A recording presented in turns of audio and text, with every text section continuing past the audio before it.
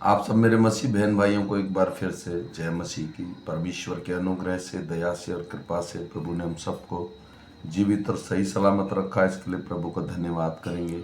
आज सुबह का सुंदर समय उसने हमें एक अच्छा दिन दिखाया, इसके लिए भी उसका धन्यवाद। आज तारीख है 12/6/2025 और हम सुबह का वचन पढ़ेंगे। हम पढ़ेंगे यूहन्ना की पुस्तक में से उसका 20 अध्याय। इसके पढ़े और सुने जाने पर प्रभु की आशीष हो। मैं सिर्फ बेसिक बाइबल पढ़ता हूँ मेरे भाई और बहनों।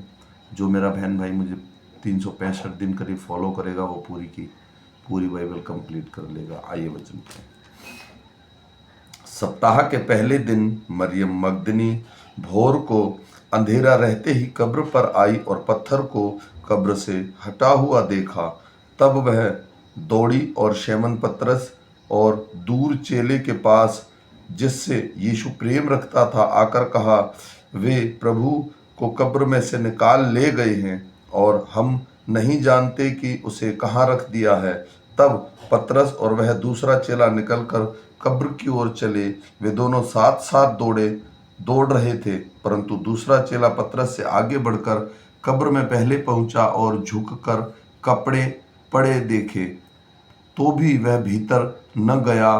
तब शैमन पतरस उसके पीछे पीछे पहुंचा और कब्र के भीतर गया और कपड़े पड़े देखे, और वह अंगूछा जो उसके सिर पर बंधा हुआ था कपड़ों के साथ पड़ा हुआ नहीं, परंतु अलग एक जगह लपेटा हुआ रखा देखा। तब दूसरा चेला भी जो कब्र पर पहले पहुंचा था भीतर गया और देखकर विश्वास किया।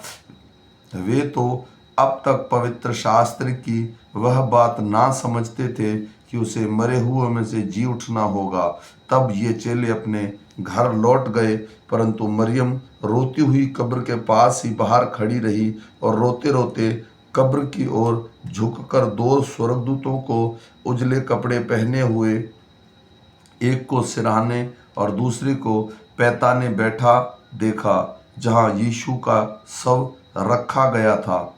उन्होंने उसे कहा, हे नारी, तू क्यों रोती है?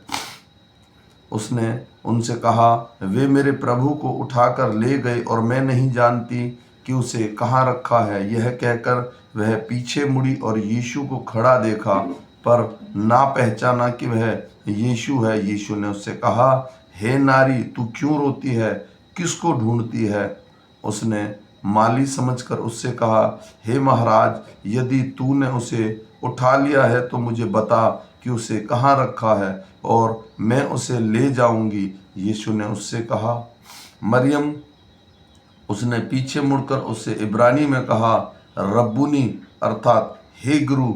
यीशु ने उससे कहा, मुझे मत छू, क्योंकि मैं अब तक पिता के पास ऊपर नहीं गया, परंतु मेरे भाइयों के पास जाकर उनसे कह दे कि मैं अपने पिता और तुम्हारे पिता और अपने परमेश्वर और तुम्हारे परमेश्वर के पास ऊपर जाता हूँ। मरियम मगदली ने जाकर चेलों को बताया, मैंने प्रभु को देखा और उससे मुझसे ये बात कही।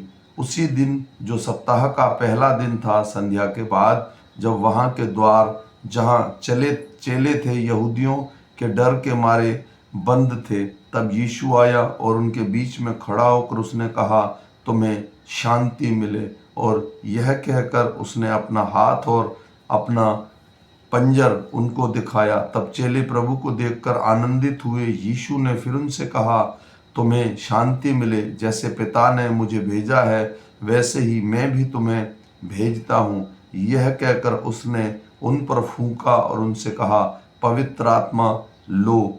जिनके पाप तुम क्षमा करो वे उनके लिए क्षमा किए गए हैं, जिनके तुम रखो वे रखे गए हैं।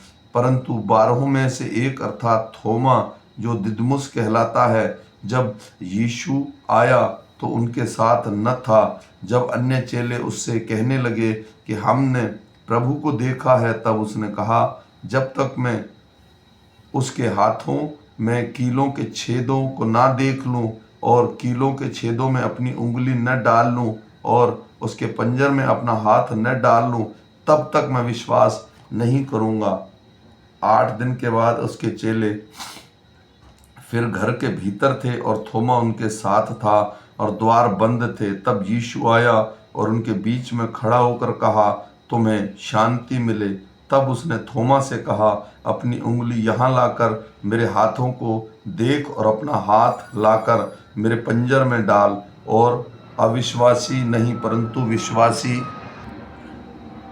विश्वासी हो यह सुन। थोमा ने उत्तर दिया, हे मेरे प्रभु, हे मेरे परमेश्वर। यीशु ने उससे कहा, तूने मुझे देखा है, क्या इसलिए विश्वास किया है? धन्य है वे जिन्होंने बिना देखे विश्वास किया। यीशु ने और भी बहुत से चिन्ह चेलों के सामने दिखाए जो इस पुस्तक में लिखे नहीं गए, परंतु ये इसलिए लिखे गए कि तुम विश्वास करो कि यीशु ही परमेश्वर का पुत्र मसीहा है, और विश्वास करके उसके नाम से जीवन पाओ। आमीन। मेरे भाई और बहनों, ये छोटा सा वचन, हम फिर मिलेंगे शाम के वचन के साथ। तब तक परमेश्वर का अनुग्रह, दया और कृपा हम पर और हमारे परिवारों पर अब से लेके अनंत काल तक होती रहे। सबको जय मसीह।